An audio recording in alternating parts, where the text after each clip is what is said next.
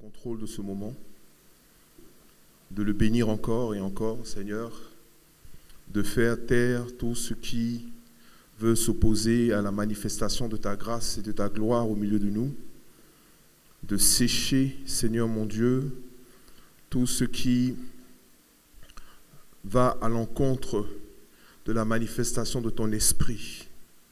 Que ton Saint-Esprit, Seigneur mon Dieu, trouve son chemin et trouve sa voie pour affecter les temples que nous sommes. Les temples que nous sommes qui doivent refléter ta majesté, ta puissance, Seigneur mon Dieu, ta supériorité, ta gloire, Seigneur mon Dieu, dans ce monde qui est dans les ténèbres, Seigneur mon Dieu. Tu as dit, vous êtes la lumière du monde. Seigneur, que tout ce qui veut faire pâlir cette lumière s'estompe au nom de Jésus et que la lumière que nous sommes, Seigneur mon Dieu, brille davantage dans les ténèbres au nom de Jésus. Seigneur, les ténèbres couvrent la terre et la terre va de plus en plus dans les ténèbres, Seigneur. Mais toi, tu es un Dieu glorieux, un Dieu puissant qui va au milieu des ténèbres, Seigneur, manifester ta grâce, manifester ta lumière et nous conduire, Seigneur mon Dieu, dans des voies du succès, de la réussite en toi et en toi seul et selon, Seigneur mon Dieu, tes principes au nom de Jésus. Merci pour ce moment qui est béni au nom de Jésus. Amen. Alléluia. Est-ce que tu peux acclamer ton Dieu ce matin? Acclame ton Dieu bien fort. Alléluia. Amen. On va s'asseoir dans la présence de Dieu et prendre nos Bibles dans le livre de Jean, chapitre 10.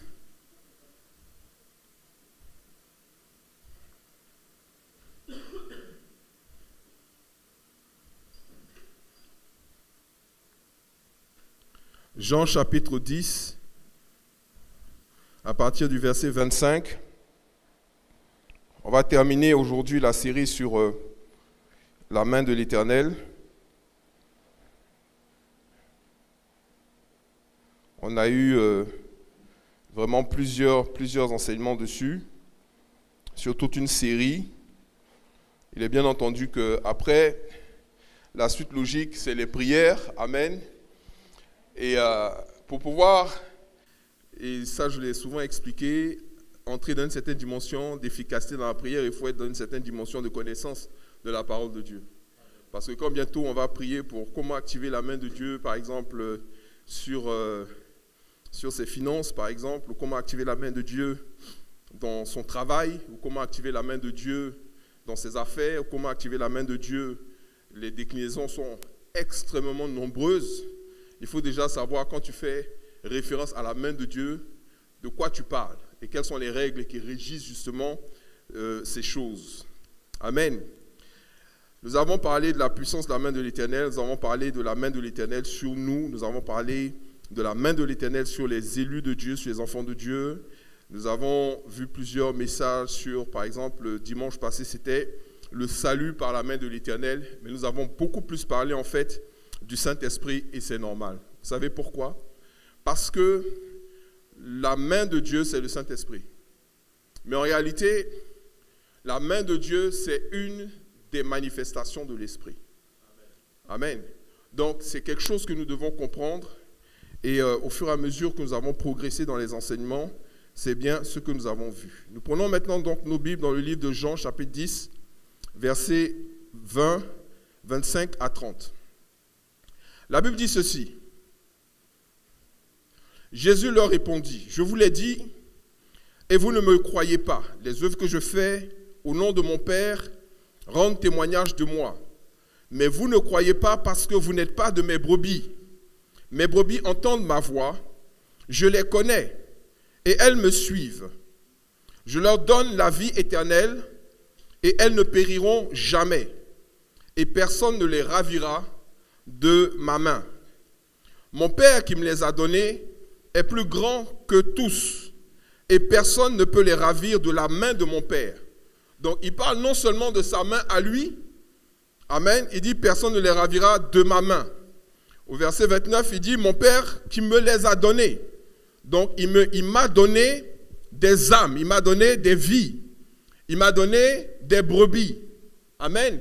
quand il dit brebis, il ne faut pas voir dans le sens forcément des moutons, mais l'expression brebis revêt beaucoup d'éléments, notamment l'élément de la reconnaissance, l'élément de l'obéissance et l'élément de l'humilité. Vous voyez, vous ne pouvez pas qualifier de brebis quelqu'un qui est orgueilleux. Quelqu'un qui est orgueilleux, vous lui dites, tu es ma brebis, ça va le provoquer, ça passe pas. Parce qu'en lui, il se positionne d'une certaine manière. Il y a des gens qui se positionnent devant le Seigneur d'une certaine manière. Il y a des gens qui se positionnent devant même leur autorité spirituelle d'une certaine manière. Et Jésus dit, ceux qui m'appartiennent, ceux dont j'ai la responsabilité, ce sont mes brebis. Amen. Donc si tu ne veux pas être une brebis du Seigneur, sache que tu n'es pas sous la main du Seigneur. Il n'a pas si vous voulez, pas de responsabilité vis-à-vis de vous. Maintenant, il donne une autre information. Il dit, mon Père qui me les a donnés est plus grand que tous. Il dit, et ça c'est une révélation pour certains, que ces brebis-là, c'est mon Père qui me les a donnés. Ça c'est une autre notion qui est fondamentale. Quand souvent nous lisons la Bible, nous voyons un verset qui dit, ce n'est pas moi qui vous ai, ce n'est pas vous qui m'avez choisi, plutôt, mais c'est mon Père qui vous a choisi. Je veux vous dire que, vous voyez, à travers ce passage, le niveau d'obéissance même de Christ, parce qu'il aurait pu dire, les brebis que j'ai choisies, en fait, ce n'est pas lui-même, ce n'est pas Jésus qui nous a choisis, c'est le Père qui nous a choisis. Et qui nous a confiés à Jésus. En disant, voilà tes brebis, les brebis dont tu dois t'occuper. Je te fais berger sur eux et tu as la vocation, tu as la mission de les amener dans mon royaume. Écoutez-moi bien. Mon Père donc qui me les a donnés est plus grand que tous. Il est plus grand que tous. Il n'y a pas quelqu'un dans l'univers qui est plus grand, qui est plus puissant que lui. Il dit, et personne ne peut les ravir de la main de mon Père. Donc, et la suite logique, au verset 30, il dit, moi et le Père, nous sommes un. Donc, il y a deux mains qui vont valider ton statut dans l'univers et dans l'éternité. La main de Christ et la main de Dieu. Maintenant, quand nous parlons de main, il faut comprendre une chose. Si la main de Christ et la main de Dieu valident notre statut, c'est que nous devons rester sous leur main. Tu ne peux pas être sur la main, tu dois être sous la main. Est-ce que vous me suivez? D'où ce qu'on enseigne quand j'enseigne sur les fondements de l'évangile, de choses de la Bible, vous avez ce qu'on appelle le fondement de l'imposition des mains, c'est-à-dire la main au-dessus. Ok? Voilà. Donc une brebis, sa position est en dessous de la main de son berger. Et Christ dit, d'abord, il y a ma main sur vous, mais en plus, celui qui vous a donné, qui m'a donné ces brebis, c'est le Père. Il dit, et il n'y a pas, personne n'est plus grand que lui. Et il dit, de lui, non seulement vous êtes sous sa main, mais vous êtes également sous ma main. Et sachez que lui et moi, nous sommes un. Amen. Pourquoi? Parce qu'il y a encore une autre dimension. Et c'est ce que nous allons voir. Donc,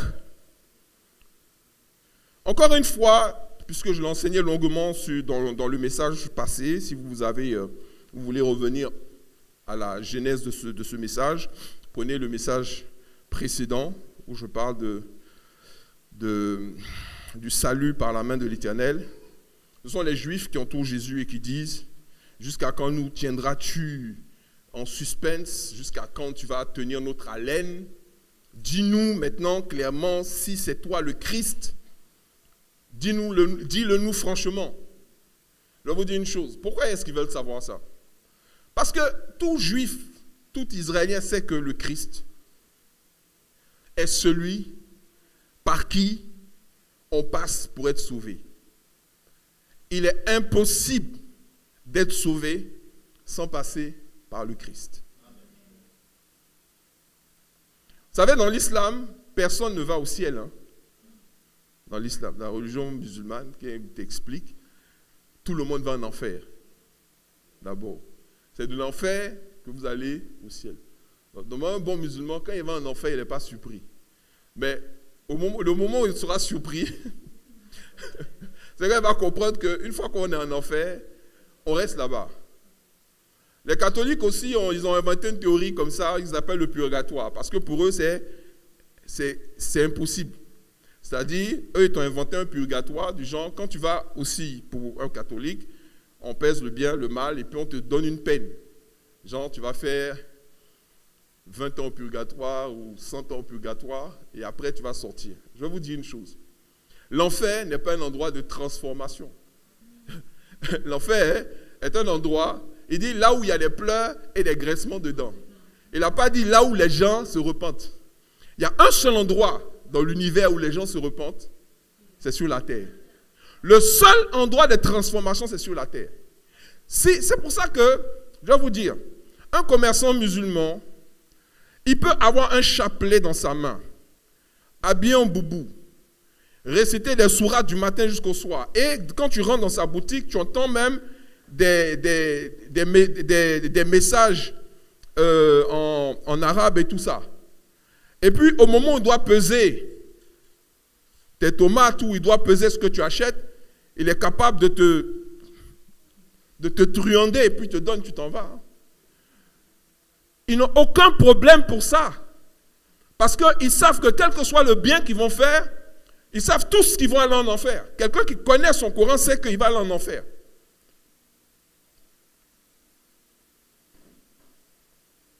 Un catholique aussi, pourquoi ils ont mis en place ce système? Pardonne-moi mon père car j'ai péché, puis fait deux je vous salue Marie, machin, il finit, après il va faire encore. Pourquoi? Parce qu'il se dit, c'est pas grave. Bon, c'est grave, mais c'est pas trop grave, parce que il va peut-être faire, je ne sais pas, 10 ans au purgatoire, si sa famille qui est derrière prie beaucoup pour lui, pour ça on appelle ça les messes de requiem, prier pour les morts, ça, on prie pour lui, pour que son âme, et puis il y a un là qui va se lever, qui va dire, oui, il était au fond, mais après la prière, on l'a envoyé un peu en haut, et puis les gens sont là, ils ont la photo du mort dans leur salon, et puis ils font des actions de grâce pour lui, des sacrifices, pour qu'il puisse monter. Tu vas monter où? En fait, il y a vraiment un truc, hein. Quand tu lis la Bible dit, il est donné à l'homme de mourir une seule fois, après quoi vient le jugement. C'est-à-dire que tu es jugé, une fois qu'on t'a jugé, c'est soit tu es une brebis du Seigneur, et tu suis le Seigneur dans sa bergerie pour l'éternité, soit tu n'es pas sa brebis, et donc dans ce cas tu es un bouc, et tu ne peux pas aller avec lui, c'est fini. Une fois que tes pieds là ont goûté l'enfer, tu restes là-bas. Tu ne vas pas aller quelque part d'autre. Il a dit très clairement, l'enfer c'est un endroit où il y a des pleurs et des grincements de dents. Où il y a Pourquoi il dit pleurs et grincements de dents? Pleurs et grincements de dents, ça veut dire quoi? Ça veut dire regret. L'enfer est un endroit de regret. La chose que vous entendez le plus en enfer, c'est si je savais. Si je savais. Or, à chaque fois, même parce que des fois Jésus, on a eu des livres où des gens disent Jésus les emmène en enfer. Moi, il y en a certains, quand je lis le témoignage, je me dis, parce que bibliquement parlant, tu reconnais quand même certaines choses, tu dis, il peut y avoir du vrai dedans. Mais le truc, quand Jésus, en fait, emmène quelqu'un en enfer pour aller voir 2 ou 3 personnes qui sont là-bas, la chose qui revient souvent, les gens disent, si je savais, si je savais. La chose qui revient souvent, c'est qu'en réalité, tu savais. Et quand il dit à la personne, tu savais, Vous avez dit, non, je ne savais pas. Je ne savais pas vraiment. Mais si tu savais, vraiment. Parce qu'on ne t'a pas envoyé des messagers une fois, deux fois, plusieurs fois. Plusieurs fois on t'a parlé, plusieurs fois. Mes serviteurs t'ont parlé, plusieurs fois quand tu as ouvert ta Bible. Mais tu résistais. Et la personne, vous allez voir que la nature maintenant rebelle de la personne commence maintenant à se manifester. Elle savait qu'elle devait pardonner, mais elle ne voulait pas, elle voulait pas laisser. Il savait qu'il devait se repentir, mais il ne voulait pas laisser. Parce que quelque part, chez lui, il y avait quelque chose qui l'empêchait de s'humilier, de se soumettre. Ce n'est pas pour rien que Dieu a dit de David, voilà l'homme selon mon cœur. Parce que quelqu'un qui a été capable de commettre un acte aussi ignoble, a été aussi capable de s'abaisser, de s'humilier de la manière la plus profonde. Le vrai problème des gens, c'est leur incapacité, pour certains, de s'humilier. Or, la Bible dit très, très clairement, Dieu fait grâce aux hommes et résiste aux orgueilleux. Un seul orgueilleux dans le royaume de Dieu, impossible. Je me dis, et ça c'est, Dieu il est formidable, il peut prendre même des années pour t'enseigner. Il me dit, c'est le péché du diable, c'est l'orgueil. Toute personne orgueilleuse aura le même sort que le diable. Un orgueilleux ne peut pas se repentir. Un orgueilleux ne peut pas entrer dans l'éternité avec moi. Ce n'est pas possible. Parce que si tu fais ton orgueil avec Dieu, on ne peut pas te rattraper. C'est-à-dire tu peux faire l'orgueil là avec qui tu veux, mais quand il s'agit de Dieu, il y a des gens, leur orgueil, c'est devant la parole de Dieu, devant Dieu. Saül, qu'est-ce qui se passe? J'entends bêler des brebis dans le royaume. Là, Saül dit non, c'est des brebis que j'ai gardées. Samuel dit, mais ne t'ai-je pas dit que tu devais passer par le fil de l'épée toutes les brebis ainsi que le roi, sa famille, tout, tu devais tout dévouer par interdit. Saül dit, oui, j'ai fait ce que tu as dit, sauf que j'ai gardé les brebis bien grasses là pour les sacrifier à ton Dieu. Jean, lui, il est plus intelligent. Dieu lui dit de les détruire. Lui, il dit non, il va les garder pour les sacrifier à Dieu. Samuel, maintenant, qui va lui demander, mais qu'est-ce qui est plus important? L'obéissance ou le sacrifice? Pourquoi Saül voulait faire le sacrifice? Il voulait sacrifier en plus même quelque chose qui ne lui appartient pas. Dieu lui a donné la force, le pouvoir de vaincre le roi et de dévouer tout ce qui lui appartient par interdit. Donc ce n'est même pas ses propres forces qui lui ont permis de faire ça. C'est quelque chose qui devait passer inaperçu, c'est juste une formalité. Mais lui, il voulait faire un cérémonial. Montrer aux gens que non, lui, il fait un grand sacrifice. Parce qu'il y a des gens qui aiment l'acte de montrer qu'il fait un sacrifice sans que ce soit un vrai sacrifice. Pour ça, des fois, dans des églises, vous retrouvez des enveloppes vides.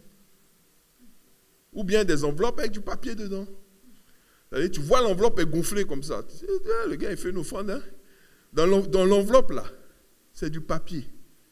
Donc, en fait, toi, tu veux montrer aux gens que tu fais une offrande. Alors qu'en réalité, il n'y a pas d'offrande. Saül ne pouvait pas sacrifier quelque chose qu'il n'avait pas gagné, qui ne lui appartient pas.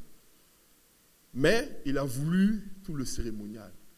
Samuel lui dit, en faisant ça, tu as mal fait. Il dit, c'est vrai, hein, homme de Dieu, c'est vrai.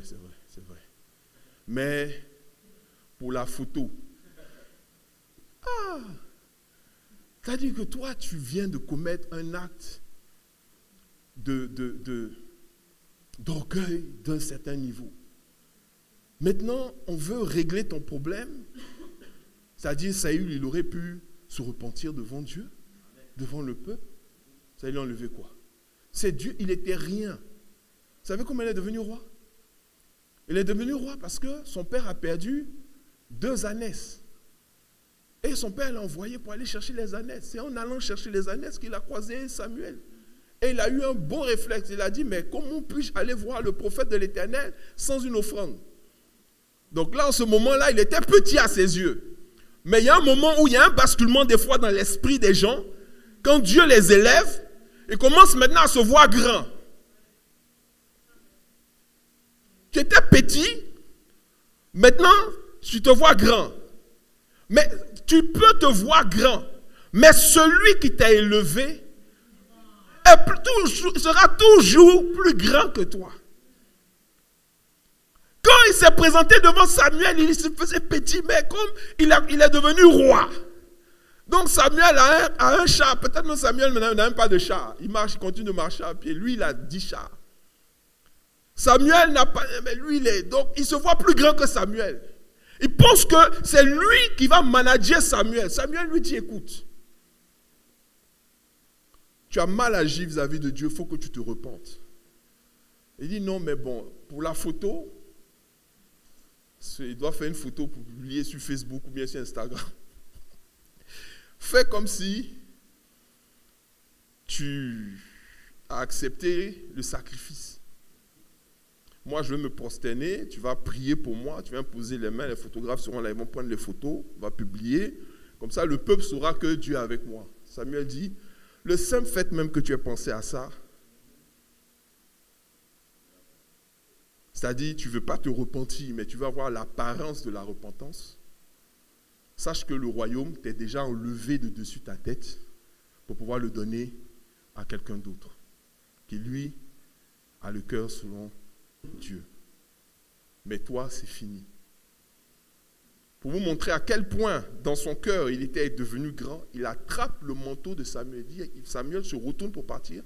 Il veut retenir Samuel. Donc, il attrape son manteau pour le tirer vers lui. Au moment où il le tire vers lui, le manteau de Samuel se déchire. Hey! Vraiment, comment l'homme peut ne pas s'aimer à ce point-là? Vous savez, la question de salut est terrible. Hein? Aujourd'hui, on n'a aucun problème pour penser au fait que Dieu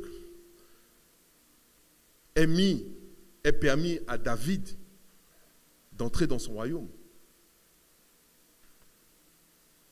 Malgré tout ce qu'on sait de lui. Mais qui peut se dire que Saül est dans le royaume de Dieu? Est dans l'éternité. Fait partie des brebis du Seigneur. Il est devenu un rebelle. Et la rébellion l'a emmené dans le désert, c'est-à-dire là où habitent les rebelles. Aujourd'hui, j'ai dit que je vais terminer la série d'enseignements sur le thème 3 incontournables pour garder la main de Dieu. Amen sur sa vie. 3 choses incontournables, indispensables. Il est impossible de pouvoir garder la main de Dieu sur notre vie sans ces 3 éléments. Amen. Impossible sans ces 3 éléments. Et dans le même passage de Jean qu'on vient de lire, il nous donne ces 3 éléments. Il est clair par rapport à ces 3 éléments. Quand il dit les Juifs l'entourèrent et tout ça, il dit, je vous l'ai dit, vous ne croyez pas les œuvres que je fais au nom de mon Père. Je vous ai dit même 100 fois que je suis le Christ, vous ne voulez pas croire. Pourquoi? Parce que vous ne croyez pas, parce que vous n'êtes pas de mes brebis. Vous n'êtes pas de mes brebis, c'est pour ça que vous ne me croyez pas. Il dit, d'abord, première chose, les brebis font quoi? Elles entendent ma voix. Amen. Elles entendent ma voix. Je les connais et elles me suivent. Elles me suivent. Je leur donne la vie éternelle et elles ne périront jamais et personne ne les ravira. Dans ce passage, il révèle 3 choses. Quand il dit d'abord mes brebis, amen, me suivent, ça veut dire quoi? Mes brebis, en fait, il y a ceux qui croient que je suis le Christ et ceux qui ne croient pas. Vous ne croyez pas parce que vous n'êtes pas mes brebis. Mes brebis croient parce que je suis le Christ. Elles savent que je suis le Christ, elles le croient. Donc la première chose qui est incontournable, indispensable, c'est déjà de croire. C'est de croire. Voilà les signes qui accompagneront ceux qui auront cru. Ensuite, il dit même avant ça, il dit, or sans la foi, il est impossible de lui être agréable. Maintenant, le truc avec croire, c'est fort, hein, c'est vraiment très très fort, c'est que les gens souvent croient que croire, c'est abstrait. Je crois. Dans la Bible, l'expression qui dit croire est toujours un acte actif et non passif. On ne croit pas sans action. C'est-à-dire que quand tu crois, parce que tu crois, tu agis. Quand tu dis je crois, tu agis. Je crois que la chaise peut me porter, je suis assis dessus, je m'assois dessus. Je ne dis pas je crois que ça peut me porter et puis je ne m'assois pas. Non, je crois, je le fais. Croire, c'est obéir. Quelqu'un ne peut pas dire je crois et puis il n'obéit pas. Les gens qui disent moi je crois à la dîme, hein, mais ils ne donnent jamais la dîme. C'est qu'ils ne croient pas. Ça ne sert à rien de dire je crois. Parce que si tu le fais, même mieux vaut, Jésus dit mieux vaut quelqu'un qui dit je ne crois pas. Il dit moi je ne crois pas à votre affaire de dîme, tout ça. Mais chaque mois sa dîme tombe. Vous savez pourquoi? Il y a des gens qui ont expérimenté. Et ils ont compris une chose, c'est qu'ils sont bénis parce qu'ils sont fidèles à la dîme.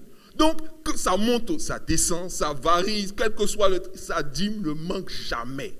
Si tu lui dis, tu crois à la dîme? Moi je ne crois pas. Non, la dîme, mais il va donner. C'est le fait qu'il donne prouve qu'il croit.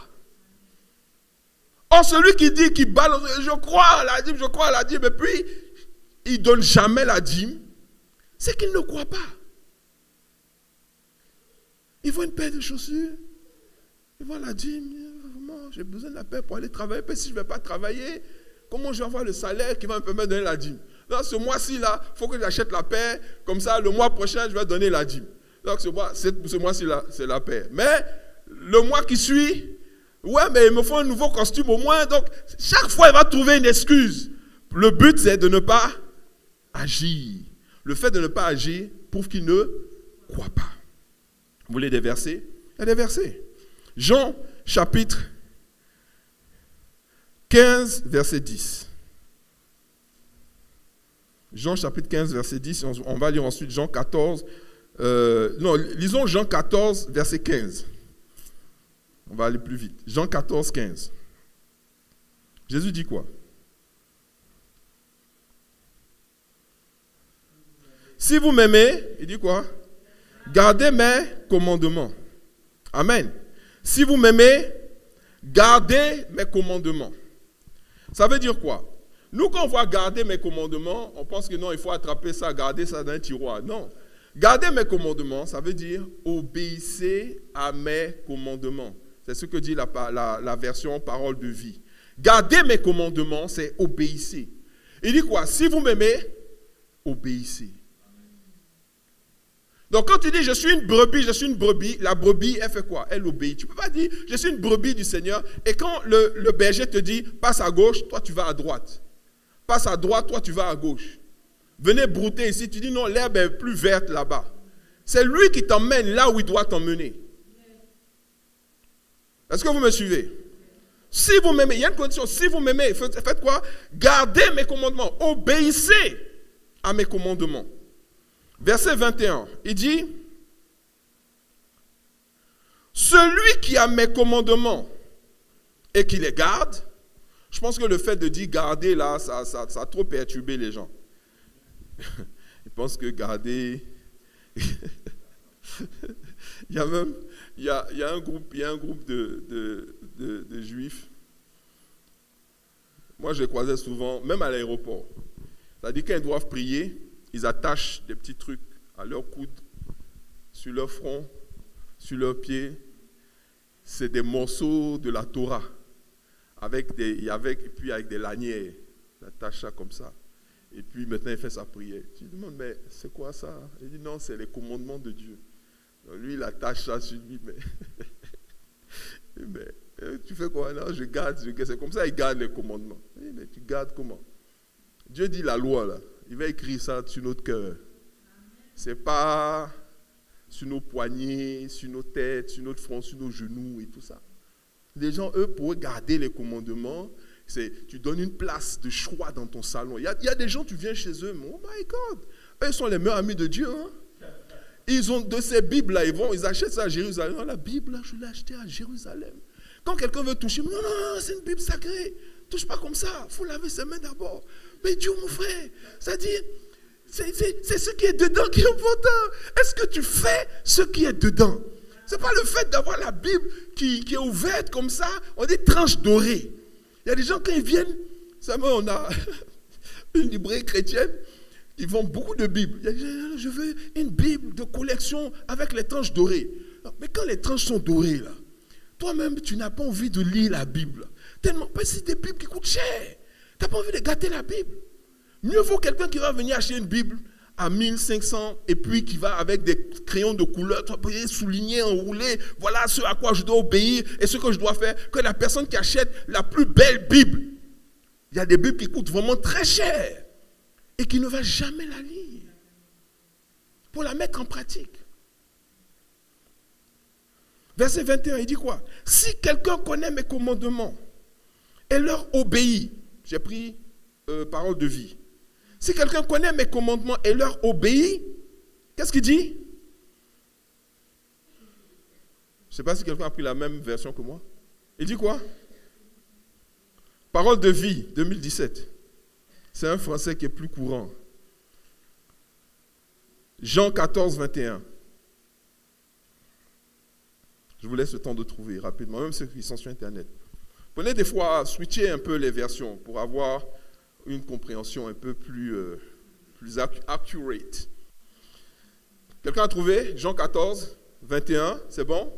Si quelqu'un, mais dites-moi aussi si vous avez Louis II, il n'y a pas de problème. Il dit quoi? Si quelqu'un connaît mes commandements et leur obéit, il dit quoi? Il fait quoi?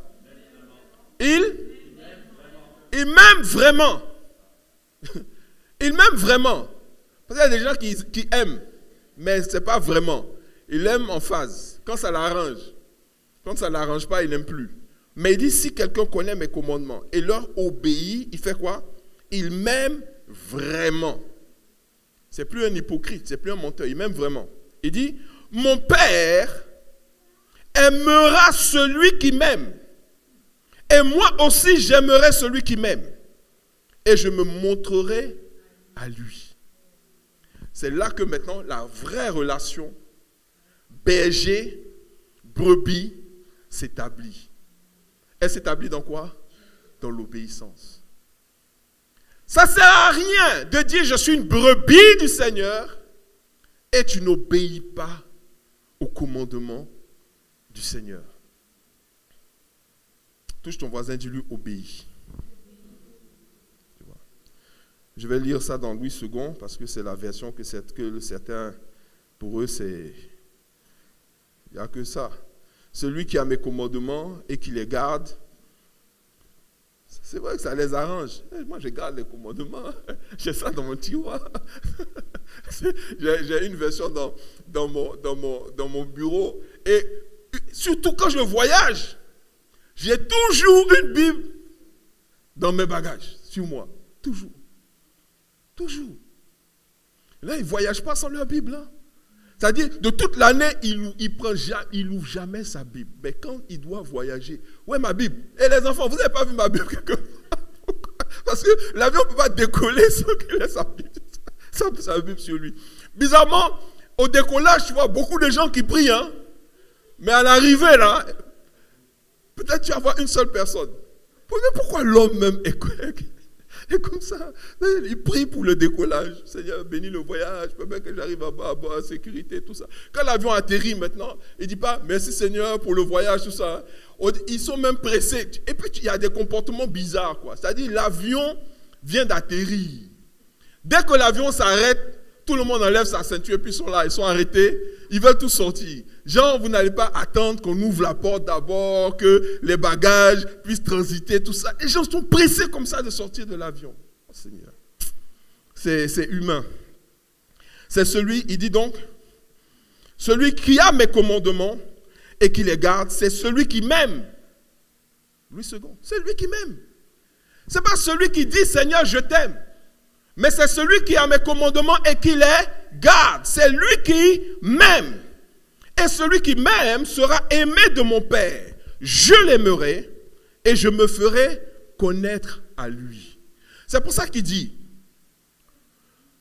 certains me diront, Seigneur, Seigneur, n'ai-je pas prié en ton nom? N'ai-je pas guéri des malades en ton nom? N'ai-je pas délivré des possédés en ton nom? Il dit, je vous dirai, arrière de moi, ouvrier d'iniquité, car je ne vous ai jamais connu. C'est-à-dire que toi et moi, on ne se connaît pas. Pourquoi? Parce que tu ne m'obéis pas. Tu peux prier pour des malades sans obéir à Jésus.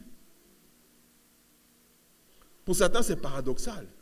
Ils se disent, non, les dons, tu ne peux pas avoir les dons si tu ne connais pas Dieu. C'est faux. Tu peux manifester les dons. Dernièrement, j'ai mis un short là qui parle des fruits.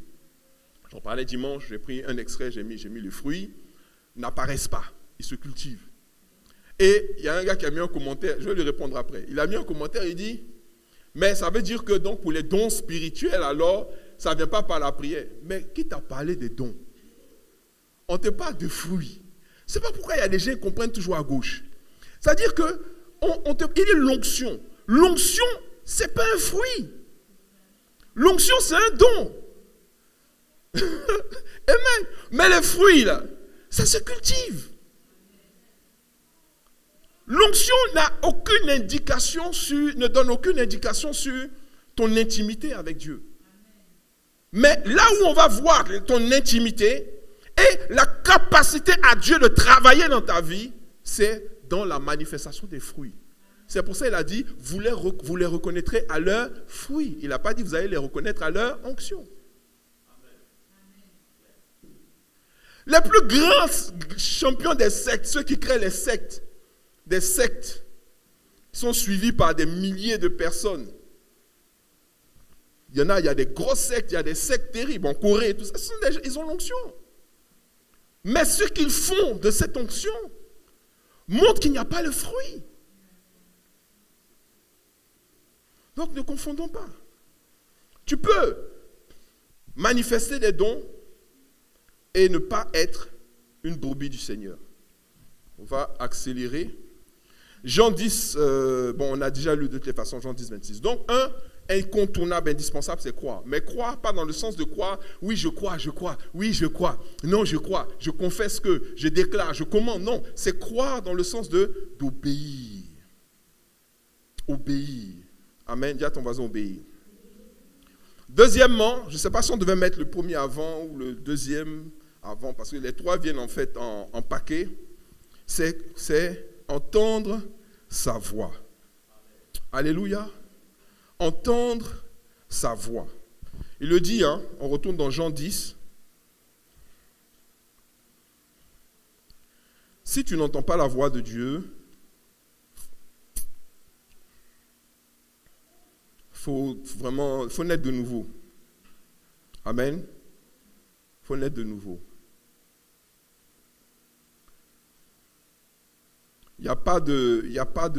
C'est impossible que tu sois sauvé sans entendre la voix de Dieu.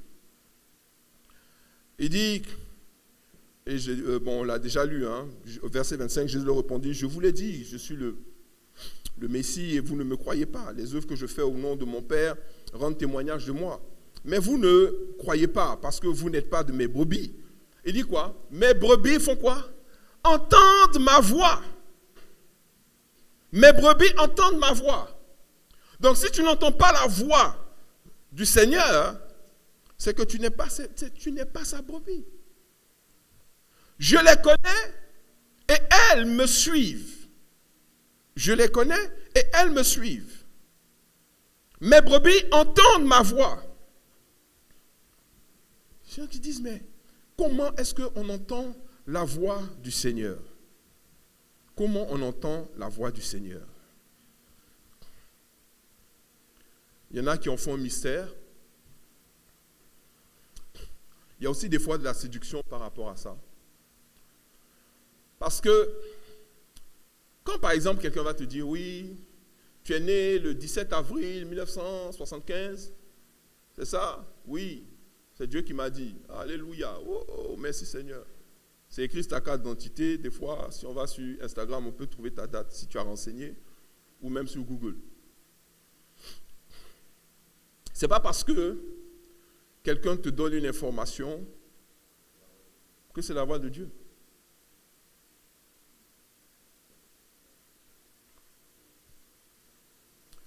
Il y a des gens, vous savez pourquoi? L'industrie des diseurs de bonne aventure, là, ceux qui lisent les cartes et trucs, tout ça, là, les tarots, les boules de cristal et tout ça, en France, ça pèse plusieurs milliards.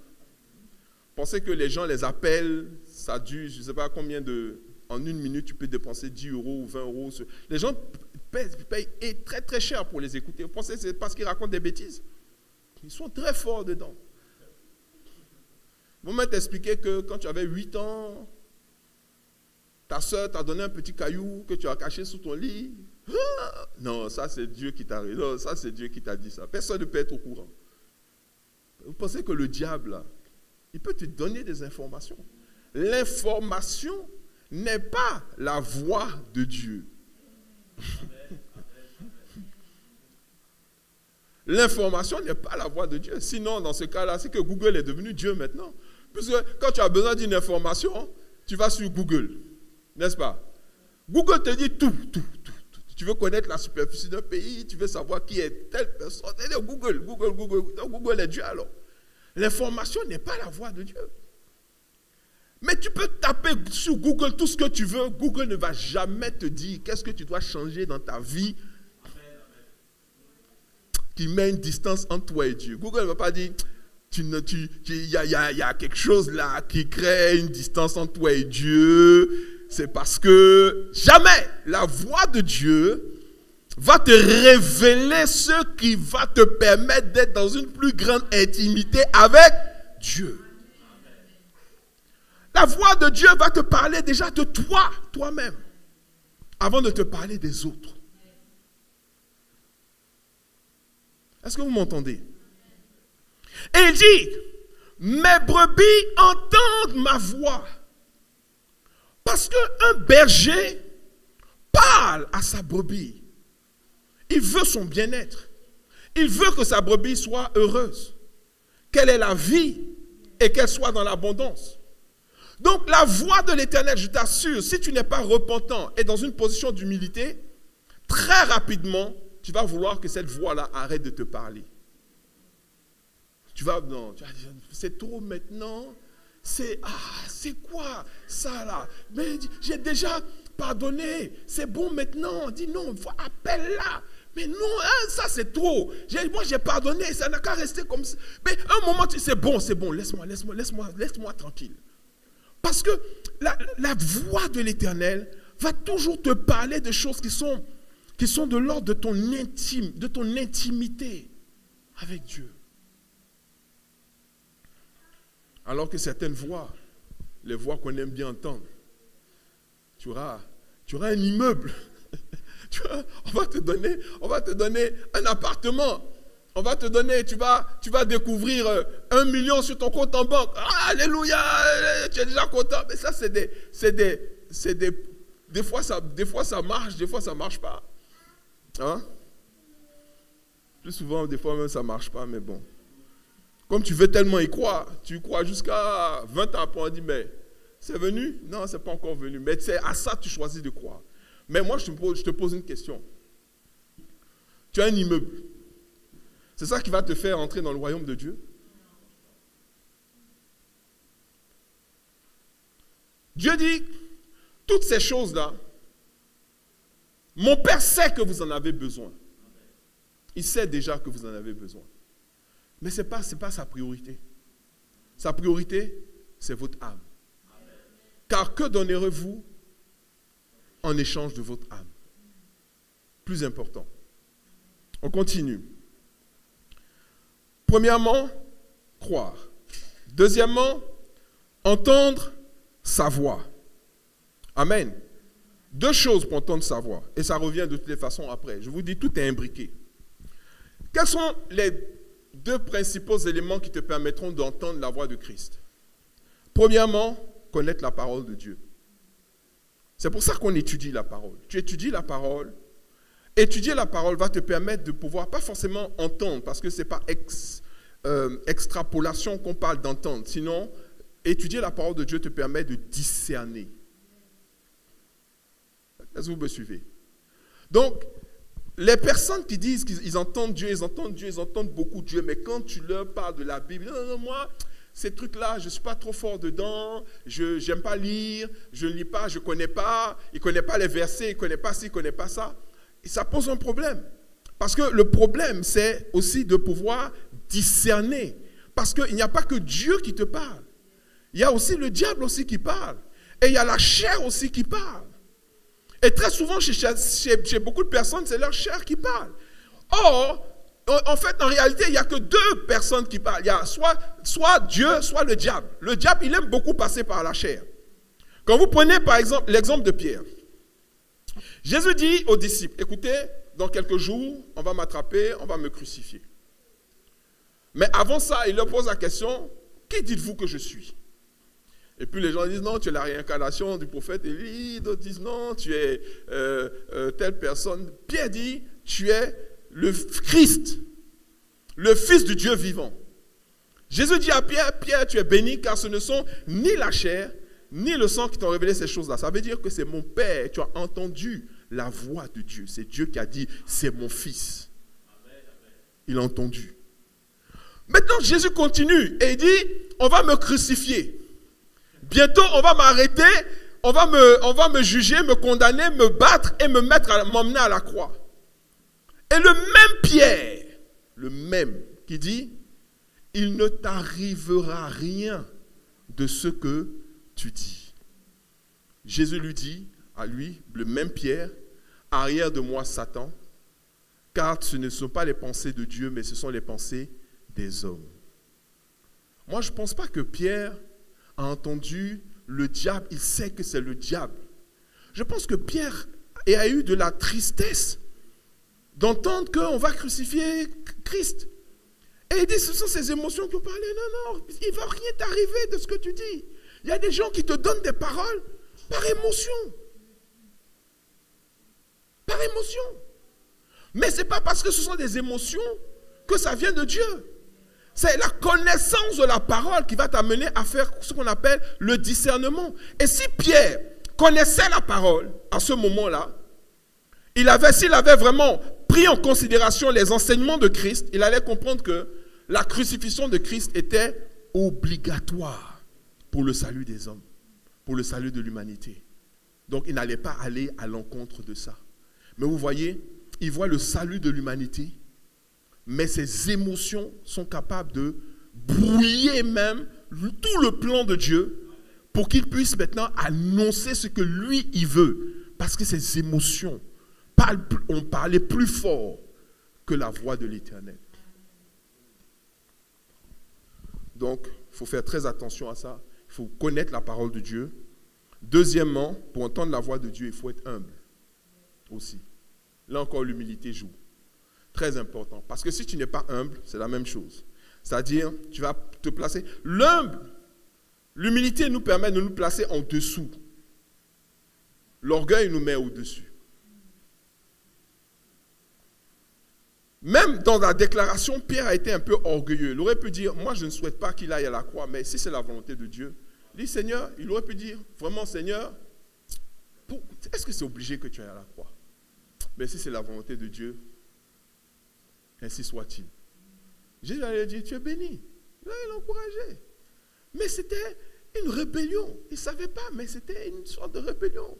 Il était en train d'insuffler, même dans le cœur de Jésus, la possibilité de combattre cela.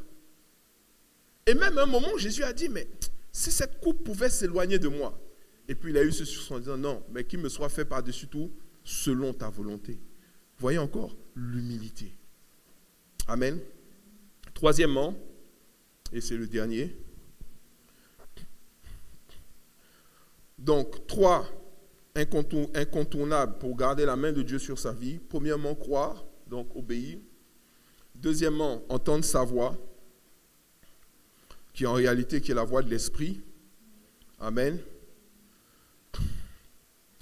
Et ensuite, troisièmement, suivre Christ. Amen. Suivre Christ. Bon. Jean chapitre 16.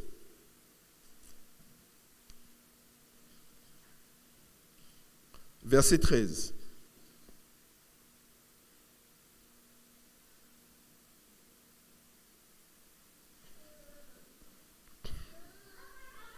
Ou, avant de lire 16, 13, on va lire Jean 14, comme ça on fait la transition. Jean 14, verset 15 et verset 21. On a lu le verset 15, on va lire le verset 21.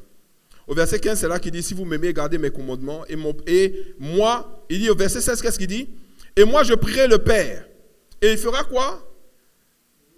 Il vous donnera un autre consolateur, afin qu'il demeure éternellement avec vous. L'esprit de vérité que le monde ne peut recevoir, parce qu'il ne le voit point et ne le connaît point. Mais vous, vous le connaissez, car il demeure avec vous et il sera en vous.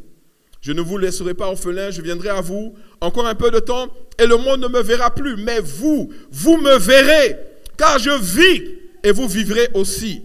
En ce jour-là, vous connaîtrez que je suis en mon Père, et que vous êtes en moi, et que je suis en vous. Verset 21, il dit quoi? Celui qui a mes commandements et qui les garde, c'est celui qui m'aime. Amen. Celui qui a mes commandements et qui les garde, c'est celui qui m'aime. Jésus n'est pas dupe. Ce n'est pas celui qui fait les plus grosses offrandes. Ce n'est pas celui qui fait ci. Ce n'est pas celui qui a les plus grandes manifestations d'affection. Ce n'est pas celui qui a l'attitude de la sainteté. Ce n'est pas celui... Non, il dit celui qui a mes commandements et qui les garde. C'est celui qui m'aime. Et celui qui m'aime sera aimé de mon Père. Amen. Et celui qui m'aime sera aimé de mon Père. Je l'aimerai et je me ferai connaître à lui. Mais il dit ensuite,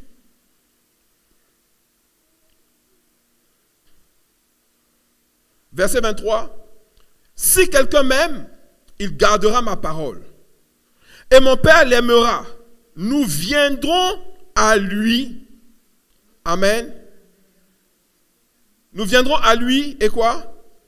Et nous ferons notre demeure chez lui.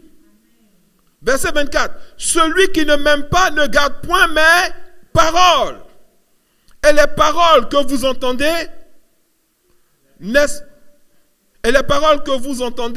n'est pas de moi, mais du Père qui m'a envoyé. Je vous ai dit ces choses pendant que je demeure avec vous. Verset 26, mais le consolateur, l'Esprit Saint que le Père enverra en mon nom, vous enseignera toutes choses et vous rappellera tout ce que je vous ai dit. Voilà. Donc c'est là maintenant qu'il introduit l'Esprit. Amen. Vous m'aimez, vous allez me suivre, vous m'obéissez. Et parce que vous m'obéissez, mon Père il vous envoie le Saint-Esprit qui va vous rappeler toutes choses. Il va vous parler de toutes choses. Maintenant, Jean 16, verset 13. Jean 16, 13. Il dit, quand le consolateur sera venu, l'Esprit de vérité fera quoi? Il vous conduira dans toute la vérité. Car il ne parlera pas de lui-même, mais il dira tout ce qu'il aura entendu et il vous annoncera les choses à venir. Verset 14. Il me glorifiera parce qu'il prendra de ce qui est à moi et vous l'annoncera. Tout ce que le Père a est à moi. C'est pourquoi je dis qu'il prend ce qui est à moi et qu'il vous l'annonce. Au début, il dit, le Père et moi, nous sommes un. Ensuite, il nous révèle, le Père et moi, nous sommes un à cause de l'Esprit. Et quand l'Esprit sera en vous, vous, le Père et moi, nous serons un à cause de l'Esprit. Alléluia. Donc, suivre Christ, c'est quoi? C'est obéir à la voix du Saint-Esprit. C'est ça que suivre Christ. Aujourd'hui, personne ne peut dire « je suis Christ » sans obéir à la voix du Saint-Esprit. On va lire un dernier passage, et on va prier. C'est dans Exode, chapitre 23, c'est là que c'est le plus clair, où Dieu parle très clairement de la relation que nous devons avoir avec l'Esprit de Dieu. Exode chapitre 23, versets 20 à 23. Exode 23, versets 20 à 23. Il dit ceci.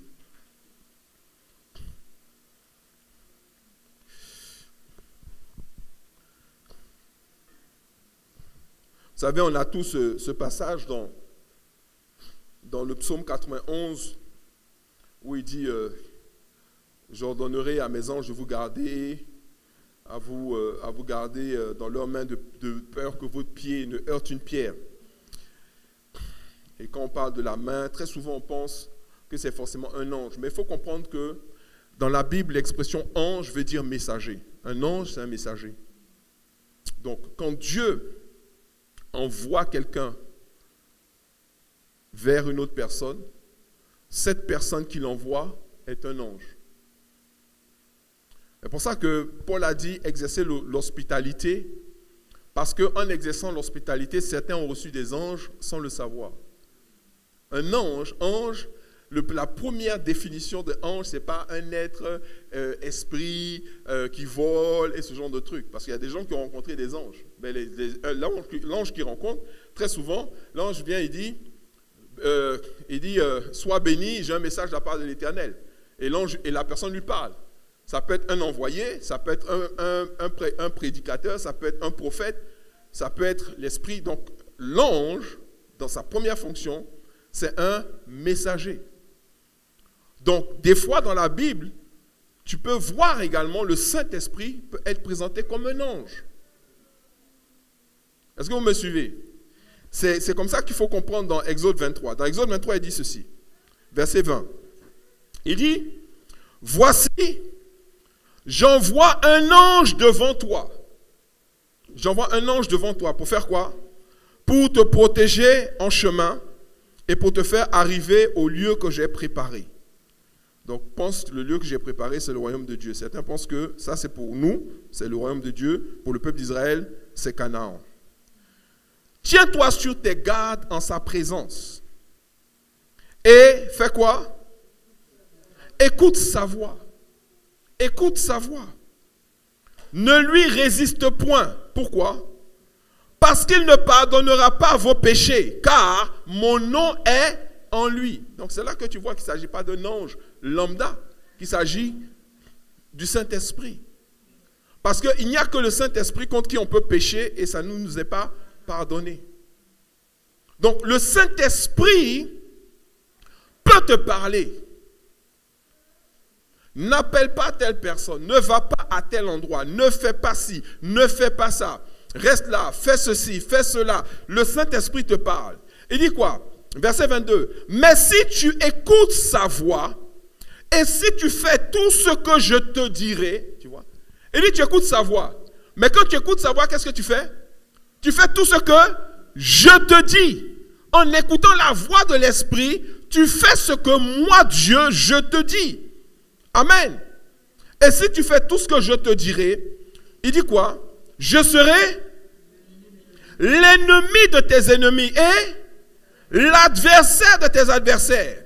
Verset 23, il dit quoi? Mon ange marchera devant toi et te conduira donc chez ces ennemis-là, qui revêtent plusieurs noms, Amoréens, Étiens, Phérésiens. Chaque nom correspond à un problème. Amen.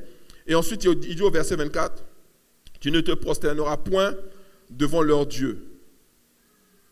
Tu ne te prosterneras point devant leur Dieu, petit d. Quel est leur premier Dieu devant lequel les gens se prosternent souvent? Hein? L'argent. Eux, ils ont leur Dieu. Leur Dieu, c'est l'argent. Il dit, tu ne te prosterneras point devant leur Dieu. Et tu ne les serviras point. Tu n'imiteras point ces peuples dans leur conduite, mais tu les détruiras et tu briseras leurs statuts. Verset 25, et on a fini. Vous servirez l'Éternel, votre Dieu, et il bénira votre pain et vos eaux, et j'éloignerai la maladie du milieu de toi. Amen. Il n'y aura dans ton pays ni femme qui avorte, ni femme stérile. Je remplirai le nombre de tes jours, J'enverrai ma terreur devant toi et je mettrai en déroute tous les peuples chez lesquels tu arriveras et je ferai tourner le dos devant toi à tous tes ennemis. Et puis il continue en expliquant toutes les bénédictions qui accompagnent ceux qui font quoi? Ceux qui se soumettent, ceux qui s'humilient devant Dieu et qui obéissent à sa voix. Alléluia. Donc, les 3 choses incontournables pour garder la main de Dieu sur sa vie. 1, croire à travers l'obéissance. 2, entendre sa voix. 3, suivre le Seigneur, c'est-à-dire obéir à la voix de l'Esprit. Amen. Donc, qu'est-ce que nous voyons? C'est que c'est jalonné de quoi? Obéissance, obéissance, obéissance. Et ça, c'est normal. Quand le berger paie ses brebis, il attend, c'est comme une alliance. C'est une alliance en fait. Quand il se déplace, les brebis le suivent. Il se déplace avec ses brebis. Il est dans une relation avec ses brebis. Et c'est dans cette relation avec ses brebis que ces brebis s'épanouissent. Et puis, on peut prendre le psaume 23 ensemble, si vous voulez, pour prier. Voilà. Je ne manquerai de rien. Il me fait reposer dans de verts pâturages. Il me dirige près des eaux paisibles. Il fait quoi? Il restaure mon âme. Amen. Il restaure mon âme. Il me conduit dans les sentiers de la justice à cause de son nom. Quand je marche dans la vallée de l'ombre de la mort, je ne crains aucun mal, car tu es avec moi. Ta houlette et ton bâton me rassurent.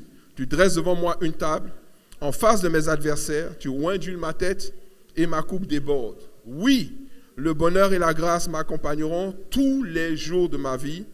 Et le plus important, c'est à la fin. Il dit quoi? Et j'habiterai dans la maison de l'Éternel jusqu'à la fin de mes jours. J'habiterai dans la maison de l'Éternel. Amen. Sauf que ce n'est pas jusqu'à la fin de mes jours, c'est jusqu'à la fin des temps même.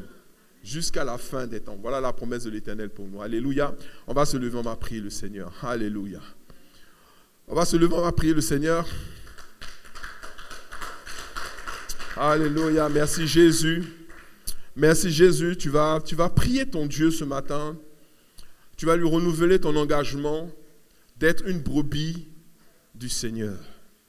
D'être sa brebis. Amen. D'être sa brebis. De demeurer sa brebis. Tu sais, c'est toi qui décides, mais c'est Dieu qui t'a choisi. C'est déjà un privilège et une grâce d'avoir été choisi par Dieu. Amen. C'est une grâce d'avoir été choisi par Dieu. C'est un privilège d'avoir été choisi par Dieu. Dieu t'a choisi et t'a confié au meilleur des bergers. Et ce berger est tellement bon qu'il reconnaît que, en restant là physiquement, il ne peut pas être d'une grande utilité, mais qu'il faut qu'il s'en aille et qu'il t'emmène et qu'il t'envoie un autre consolateur. Celui-là même qui l'a conduit pendant qu'il était sur la terre. Et cette personne, c'est le Saint-Esprit de Dieu, c'est la main de Dieu. Alléluia. Repositionnons cette main au-dessus de notre tête. Alléluia. Élève la voix et prie ton Dieu ce matin. Alléluia.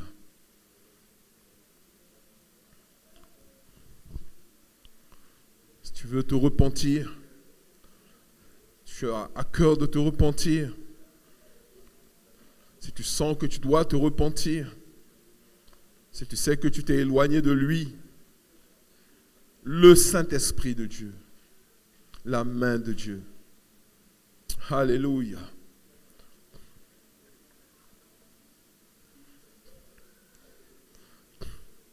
Je veux garder sa main sur ma vie avant toute chose. Je veux garder sa main sur ma vie. Peu importe le reste pour le moment, en tout cas les richesses, les biens. Je veux garder la main de l'Éternel sur ma vie. Je veux garder la main de l'Éternel sur mon prochain, sur ceux qui m'écoutent. Je veux garder la main de l'Éternel sur ceux qui m'ont confié. Vous savez, non seulement Christ est notre berger, mais pour certains d'entre nous, il fait de nous également des bergers d'une bergerie. Et que le Seigneur permette véritablement que nous soyons de bons bergers, comme Christ a été un bon berger pour nous. Élève la voix et prie pour les tiens, prie pour tes proches, prie pour ton prochain. Alléluia. Que Dieu fasse de toi un bon berger. Un bon berger.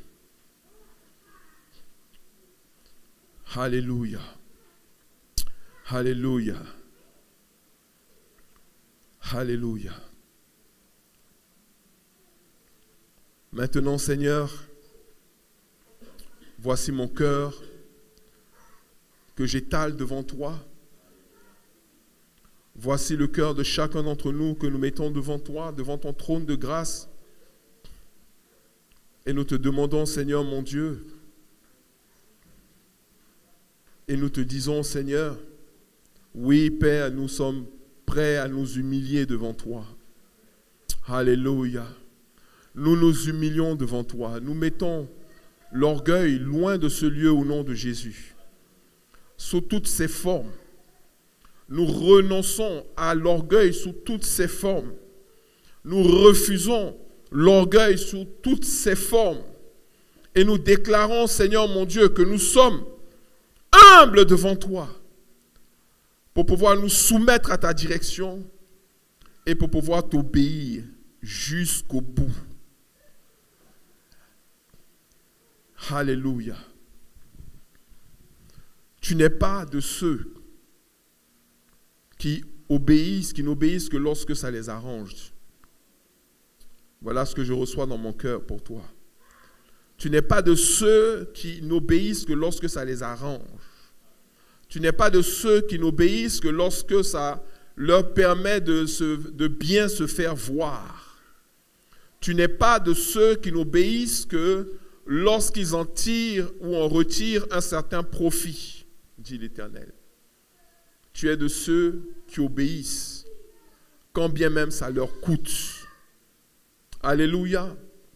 Tu es de ceux qui obéissent, quand bien même ça les contraint de se meurtrir et de renoncer à certaines choses. L'Éternel nous appelle à suivre l'exemple de Christ. Et Christ a été prêt à aller jusqu'au sacrifice ultime dans l'obéissance qu'il a eue vis-à-vis du Père. Dieu te donne un cœur obéissant. Dieu te donne le cœur d'une brebis. Élève la voix, prie ton Dieu encore ce matin. Dis-lui, Seigneur, donne-moi le cœur de tes brebis, d'une de tes brebis. Permets-moi, Seigneur mon Dieu, de marcher dans tes voies, de croire dans l'obéissance à tes préceptes, à tes commandements, à tes ordonnances, à tes directions, à ta conduite. Fais-moi la grâce d'entendre ta voix en tout temps, en toutes circonstances et en toutes choses. Et par-dessus tout, de pouvoir me soumettre en m'humiliant. Pendant que je suis en train de prier et que j'ai prononcé ce mot « humilier », le Seigneur m'a encore dit cela. L'humilité précède la gloire. Alléluia. Mais en même temps, ne t'humilie pas parce que tu sais que ça précède la gloire. Humilie-toi parce que c'est le cœur que Dieu veut que tu aies. Un cœur humble. Alléluia. Est-ce que quelqu'un peut demander à l'humilité de se saisir de son cœur au nom de Jésus? Alléluia. Est-ce que quelqu'un peut faire le choix, dit, à partir d'aujourd'hui, je choisis d'être humble devant Dieu et devant les hommes. Que l'humilité soit mon partage. Que l'humilité soit mon partage. Que je sois caractérisé par l'humilité. Que je manifeste l'humilité de Christ. Alléluia. Et que cette humilité soit mon partage. Au nom de Jésus. Au nom de Jésus. Et le peuple de Dieu dit, Amen. Amen.